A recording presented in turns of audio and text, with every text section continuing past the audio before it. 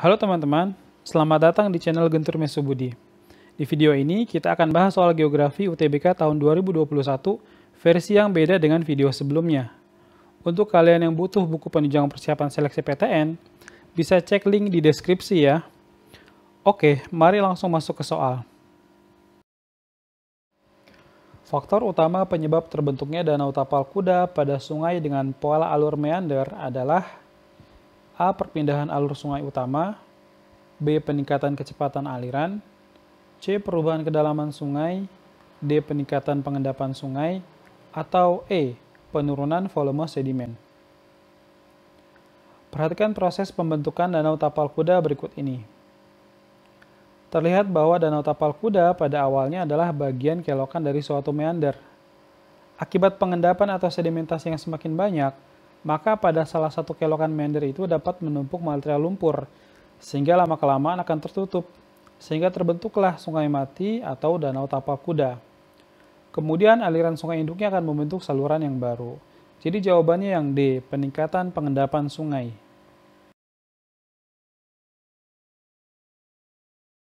Salah satu contoh hasil kajian geografi yang merupakan penerapan prinsip distribusi adalah A. Kota Bumi Serpong Damai berkembang menjadi kawasan elit. B. Penduduk Kabupaten Bogor bermigrasi ulang-alik ke kota Jakarta. C. Lumbung beras kota Solo adalah Kabupaten Klaten dan Sukoharjo. D. Banjir Bengawan Solo berdampak pada kehidupan kota Surakarta. Atau E. Perkembangan wisata Tawangmangu di Kabupaten Karanganyar. Nah, kita mesti ingat dulu bahwa ada 4 prinsip geografi. Yang pertama distribusi artinya persebaran.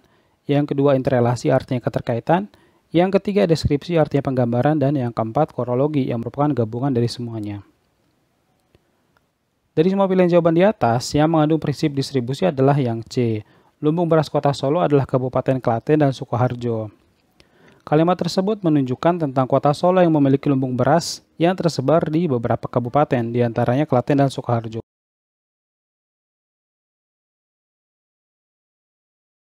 Morfologi gunung api tipe perisai di Kepulauan Hawaii yang memiliki badan gunung luas dan lereng yang landai disebabkan A. Dapur magma dalam, B. Lava berviskositas rendah, C. Tekanan magmatik kuat, D. Erupsi bersifat eksplosif, atau E. Magma bersifat asam. Berdasarkan bentuknya, tipe gunung dibagi menjadi 3. Yang pertama, bentuk mar, gunung api yang memiliki ciri kawah yang besar. Tipe mar terbentuk akibat erupsi yang kuat atau eksplosif. Kemudian yang kedua, perisai, gunung api yang berbadan luas dan landai.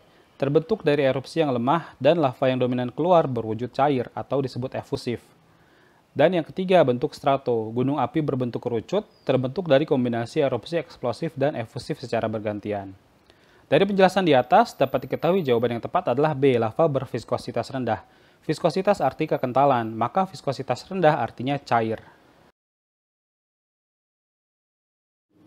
Perbedaan suhu udara di waktu siang dan malam di daratan relatif lebih tinggi dibandingkan di lautan, karena perbedaan A. Kadar uap air, B. Kapasitas panas, C. Kepadatan massa, D. Intensitas penyinaran, atau E. Konfigurasi permukaan. Daratan memiliki sifat cepat menyerap dan cepat melepaskan panas, sedangkan lautan memiliki sifat lambat menyerap panas dan juga lambat melepaskan panas. Fenomena perbedaan fluktuasi suhu antara daratan dan lautan ini disebabkan kadar uap air. Uap air berfungsi sebagai penstabil suhu. Udara di atas lautan memiliki kadar uap air yang tinggi sehingga suhunya cenderung stabil. Sedangkan di daratan, kandungan uap air lebih sedikit sehingga tidak ada penstabil suhu dan akhirnya perbedaan suhu antara siang dengan malam lebih signifikan. Jadi jawabannya yang A, kadar uap air.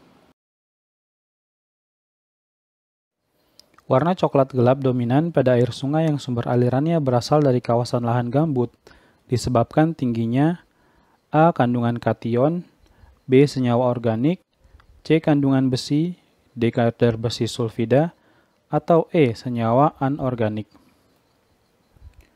Lahan gambut terbentuk dari sisa tumbuhan yang telah mati, namun tidak membusuk dengan sempurna karena terendam di air rawa. Berbeda dengan jenis tanah lain yang umumnya didominasi oleh material batuan yang telah lapuk, tanah gambut didominasi bahan organik. Karena kandungan bahan organik yang tinggi dan kondisi pH yang tidak normal, maka air di sekitar lahan gambut cenderung berwarna coklat gelap dan tidak layak untuk diminum. Jadi jawabannya yang B, senyawa organik.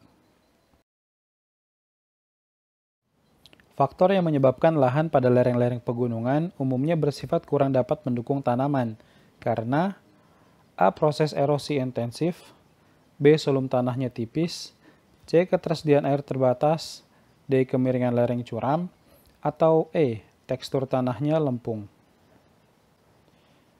Kriteria lahan yang ideal untuk bercocok tanam diantaranya adalah lahan yang datar, memiliki kesuburan yang tinggi, dan mendapat air yang cukup. Lereng pegunungan walaupun memiliki tanah vulkanis yang subur, namun memiliki faktor penghambat dalam kegiatan bercocok tanam, yaitu lahannya yang miring. Lahan miring memiliki risiko terkena erosi, yang dapat mengikis lapisan tanah bagian atas, sehingga dapat menghilangkan kesuburan tanah dan berbahaya bagi tanaman. Jadi kita pilih yang A. Kenapa bukan yang D, kemiringan lereng curam? Karena itu tidak menjawab, itu hanya mengulang pertanyaan dari soal ini. Pohon pinus yang mempunyai daun tipe jarum kurang sesuai ditanam di kawasan pegunungan yang bercurah hujan kurang dari 2.500 mm per tahun. Karena A. Meningkatkan beban lereng, B. Kecukupan kelembaban, C. Evapotranspirasi tinggi, D. Kecocokan pada iklim sejuk, atau E. Meningkatkan erosi tanah. Salah satu keunikan pohon pinus adalah memiliki daun berbentuk jarum. Tidak seperti daun di tumbuhan lain yang berupa lembaran. Daun berbentuk jarum ini membuat pinus tidak dapat membentuk kanopi yang mampu menahan pukulan air hujan. Air hujan yang jatuh dapat langsung mengenai tanah dan akhirnya menimbulkan erosi percik atau splash erosion. Jadi kita pilih yang E, meningkatkan erosi tanah.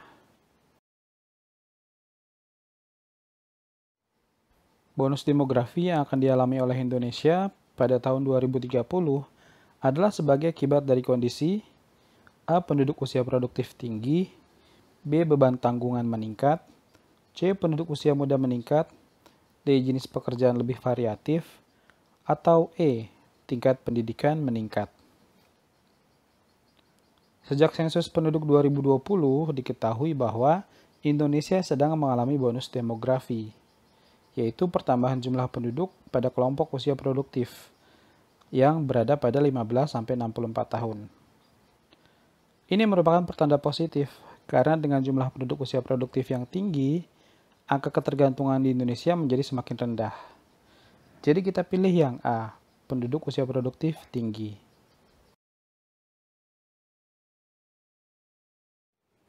Jerman merupakan negara industri maju di benua Eropa yang pada awalnya mempunyai kekuatan besar pada sektor A. Pertambangan, B. Pertanian, C. Peternakan, D. Perikanan, atau E. Perdagangan. Jerman merupakan penghasil produk pertanian terbesar ketiga di Eropa setelah Prancis dan Italia. Produk utama Jerman antara lain kentang, barley, gandum, gula bit, kubis, dan buah-buahan. Meskipun tingkat industrialisasi di negara ini amat tinggi, hampir sepertiga wilayah masih ditutupi hutan. Jadi kita pilih yang B, pertanian. Kajian lingkungan hidup strategis dalam penyusunan rencana tata ruang wilayah ditujukan untuk A. Menghindari tumpang tindih dalam pemanfaatan ruang, B. Meminimalkan dampak lingkungan aktivitas pembangunan, C. Menghasilkan dokumen lingkungan dalam setiap kegiatan, D. Memastikan penerapan konsep pembangunan berkelanjutan, atau E. Menjamin hasil pembangunan tidak merugikan masyarakat. Kajian lingkungan hidup strategis adalah kajian yang harus dilakukan pemerintah sebelum memberikan izin pengelolaan lahan maupun hutan. Kajian lingkungan hidup strategis atau KLHS ditujukan untuk menjamin prinsip pembangunan berkelanjutan menjadi dasar penyusunan dan evaluasi rencana pembangunan dan rencana tata ruang. Jadi jawabannya yang D, memastikan penerapan konsep pembangunan berkelanjutan. Faktor yang menyebabkan rendahnya pendapatan per kapita penduduk negara berkembang yang kaya sumber daya tambang adalah A. Tingkat pendidikan penduduk rendah, B. Ketergantungan sektor primer tinggi, C. Luas kawasan pertanian terbatas. D. Penerapan teknologi modern kurang. Atau E. Distribusi sumber daya alam tidak merata. Negara berkembang menjual hasil tambang yang wujudnya masih berupa bahan mentah yang harganya cenderung murah ke negara-negara maju. Negara maju yang membeli bahan mentah tadi lalu mengolahnya menjadi produk jadi yang memiliki nilai tambah dibandingkan bahan mentah. Dengan demikian, negara maju memperoleh keuntungan lebih besar karena dapat membeli barang yang harganya murah lalu menjualnya kembali dengan harga yang tinggi. Sedangkan negara berkembang mendapatkan hasil yang lebih sedikit karena hanya tergantung pada bahan dari alam yang langsung dijual tanpa diolah terlebih dahulu atau disebut dengan sektor primer. Jadi kita pilih yang B. Manfaatan batu bara sebagai sumber energi pembangkit listrik di Indonesia perlu dibatasi karena A. Menimbulkan pencemaran udara, B. Menyebabkan pemanasan global, C. Menurunkan daya dukung lingkungan, D. Merupakan sumber energi tak terbarukan, atau E. Menghasilkan energi kurang efisien. Batu bara merupakan sumber energi utama pembangkit listrik di Indonesia. Manfaatan batu bara menimbulkan pencemaran udara, menurunkan daya dukung lingkungan, dan juga menyebabkan pemanasan global. Akan tetapi pilihan jawaban A, B, dan C tidak dapat dipilih karena penekanan pada soal ini adalah tentang energi pembangkit listrik. Kita tahu bahwa batu bara merupakan sumber energi yang suatu saat akan habis. Maka dari itu perlu dilakukan konversi dari batu bara ke sumber-sumber energi baru dan terbarukan. Jadi jawabannya yang D. Hutan hujan tropis merupakan bioma yang memiliki karakteristik basah sepanjang tahun karena A. Intensitas hujan tinggi, B. Hujan sepanjang tahun, C. Jumlah hari hujan, D. Durasi hujan panjang, atau E. Distribusi hujan merata.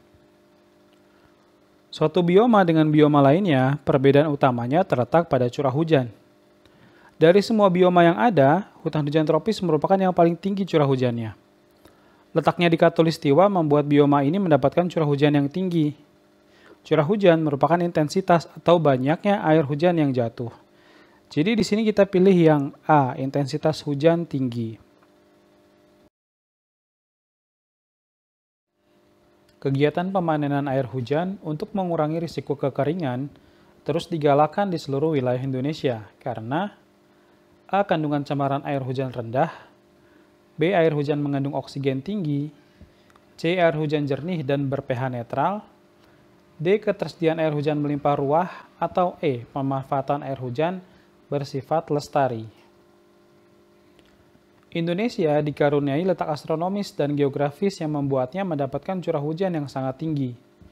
Posisi di Khatulistiwa, lautan yang luas, dan berada di antara dua benua menjadi kombinasi sempurna, sehingga curah hujan kita melimpah ruah. Pemainan air hujan akan dapat membantu mengurangi risiko kekeringan ketika pada musim tertentu beberapa wilayah tidak mendapatkan air tanah. Jadi kita pilih yang D, ketersediaan air hujan melimpah ruah.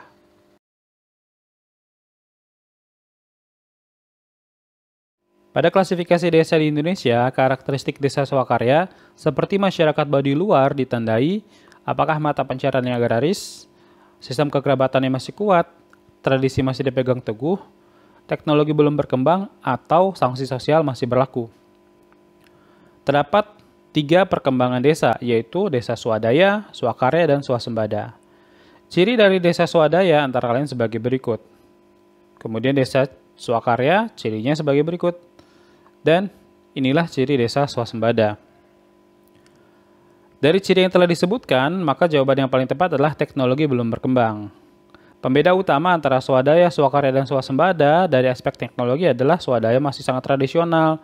Swakarya mulai mengenal teknologi walau masih sederhana dan swasembada sudah mengenal teknologi yang lebih maju. Jadi jawabannya yang D, teknologi belum berkembang. Sekian video pembahasan kali ini. Jangan lupa subscribe. Terima kasih.